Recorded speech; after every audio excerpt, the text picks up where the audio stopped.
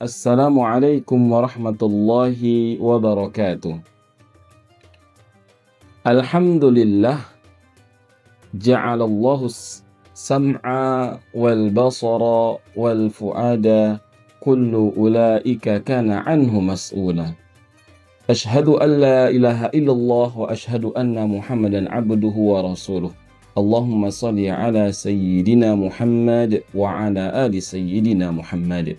Hasbiyallahu la ilaha illahu alaihi tawakkaltu wa huwa rabbul arsyil azim. Subhanaka la ilma lana illa ma 'allamtana innaka antal alimul hakim. Jamaah sekalian yang dirahmati oleh Allah, senantiasa kita bersyukur kepada Allah karena kita dijumpakan kembali oleh Allah Ramadan 1447 Hijriah. Tentunya kita sangat merasa senang dengan kehadiran Ramadan kali ini. Ramadan kali ini harus kita manfaatkan dengan berbagai macam amal solih agar tidak berlalu dengan begitu saja. Bukankah para ulama banyak menyampaikan kesempatan di bulan Ramadan untuk melipat gandakan pahala kita dan kemudian menghapus kesalahan-kesalahan kita di masa yang lalu. Hadirin sekalian yang dirahmati oleh Allah, Allah Subhanahu wa Ta'ala sering disampaikan oleh para mubalik di surah Al-Baqarah ayat 183 tentang kewajiban berpuasa.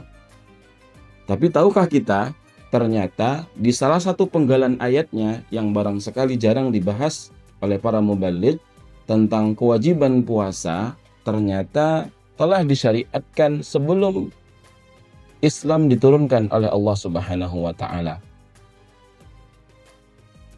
Allah Subhanahu wa Ta'ala ternyata memerintahkan kewajiban puasa tidak hanya kepada umat Islam, tapi kepada umat sebelum Islam. Kama kutiba 'alal ladzina min qablikum. Imam Ibnu Katsir menjelaskan tentang ayat ini mengatakan, min qablikum, orang sebelum kalian itu dengan kaum Nasrani dan Yahudi. Ternyata mereka termasuk umat yang juga diwajibkan terdahulu puasa di bulan Ramadan.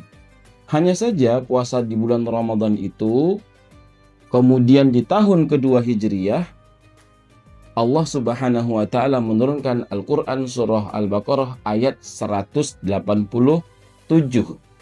bahwa pembeda antara puasa Ramadan yang dilakukan oleh umat Islam dan umat terdahulu itu adanya sahur. Hadirin sekalian yang dirahmati oleh Allah, meskipun Ramadan juga diwajibkan kepada umat terdahulu sebelum Islam dan kemudian sahur sebagai pembeda, karena Rasulullah SAW membawa agama yang baru, agama terakhir. Rasulullah SAW kemudian mensyariatkan sesuatu yang berbeda dari agama yang lain, sehingga kita mengikuti amalan apa yang dilakukan oleh Rasulullah. Tentunya kita berharap Ramadan yang kita laksanakan diterima oleh Allah Subhanahu wa Ta'ala. Tentunya kita tidak ingin Ramadan yang sedang kita lakukan, yang kita amalkan menjadi sia-sia. Di akhirat kita berharap amal puasa yang kita lakukan bernilai pahala. Jangan sampai tatkala di yaumil hisab, pada saat catatan amal solih kita diterima, kita melihat pahala puasa kita kosong, zong. Nah, tentunya kita harus memahami bagaimana agar puasa Ramadan yang kita lakukan bernilai pahala. Para ulama, Imam Al-Mujahid menyebutkan paling tidak agar pahala Ramadan kita diterima oleh Allah Subhanahu wa Ta'ala harus ada dua syarat. Yang pertama, kita melaksanakan puasa di bulan Ramadan ikhlas ayyakuna lillah, semata-mata karena Allah Subhanahu wa Ta'ala. Berikutnya, cara atau amal yang kita lakukan harus sesuai dengan petunjuk Rasulullah SAW.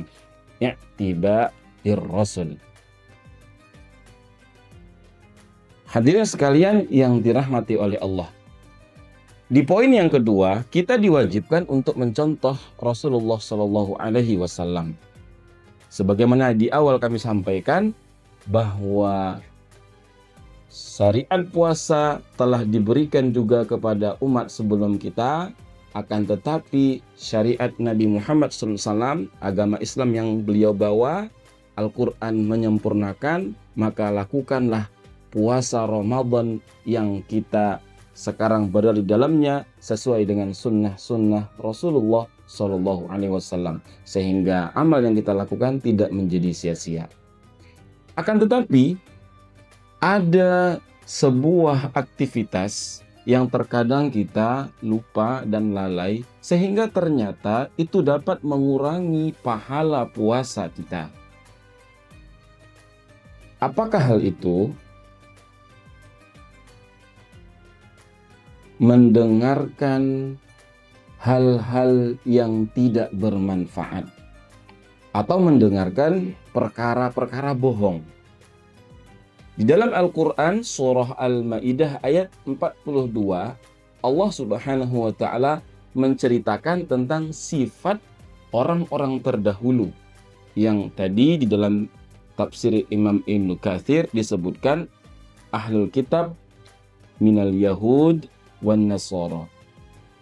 Di dalam Quran surah Al-Maidah ayat 42, Allah Subhanahu wa Ta'ala menggambarkan kepada kita tentang sifat orang-orang Yahudi, bahwa orang-orang Yahudi di dalam Al-Quran surah Al-Maidah ayat 42, Allah mengatakan sama'una lil kadhib, bahwa mereka sangat senang sekali mendengarkan berita-berita bohong.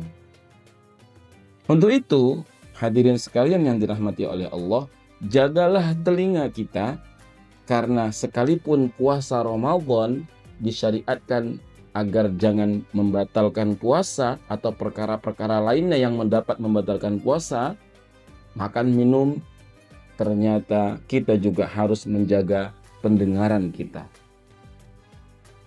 Sempurnakan pahala puasa kita dengan mengendalikan telinga dan panca indera kita yang lainnya. Semoga Allah Subhanahu wa Ta'ala merahmati kita di Ramadan 1447 ini dan kemudian membalasnya dengan pahala yang berlipat ganda. Demikian yang dapat kami sampaikan. Billahi taufiq wa hidayah. Wassalamualaikum warahmatullahi wabarakatuh.